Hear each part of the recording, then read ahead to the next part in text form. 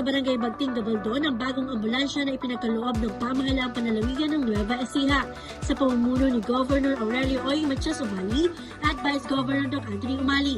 Ayon kay Punong Barangay Alona Lacandosa, ang nasabing bagong ambulansya ay nagagamit ng barangay upang tulungan ang mga mamamayan na nangangailangan sa panahon ng emergency.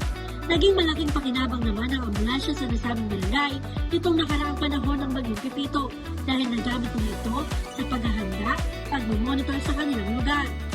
Ginamit din ng service ang ambulansya na pinagkaloob ni Governor sa Barangay Bagting upang madala sa mga evacuation center ang mga pamilyang inilikas sa isinagawang preemptive evacuation ng barangay upang maiwasan ang posibleng maging epekto ng Bagyong Pipito sa mga residente na nakatira malapit sa Segong Creek at Amalungan Creek.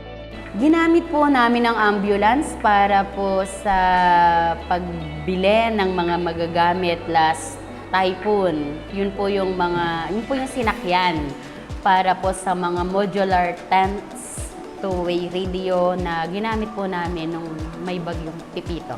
Ginamit po namin yung ambulance para po sa paghakot ng mga mag-i-evacuate dito sa evacuation center nung nakaraang Bagyong Pipito. Sa huli, nagpaabot naman ng pasasalamat si Kapitana Alona kay Governor Umali sa ibinigay na ambulansya at iba pang proyekto na ipinagkaloob sa kanilang barangay. Ang buong sanggunian po at ang aking lahat ng kabarangay lubos na nagpapasalamat sa ating mahal na Governor Aurelio Matias Umali sa pinagkaloob po ninyong ambulance sa amin. Napakalaking tulong po nito sa aking mga kabarangay, lalo't higit pa po may itatakbong pasyente at nagagamit din po namin ito pagka po may bagyo.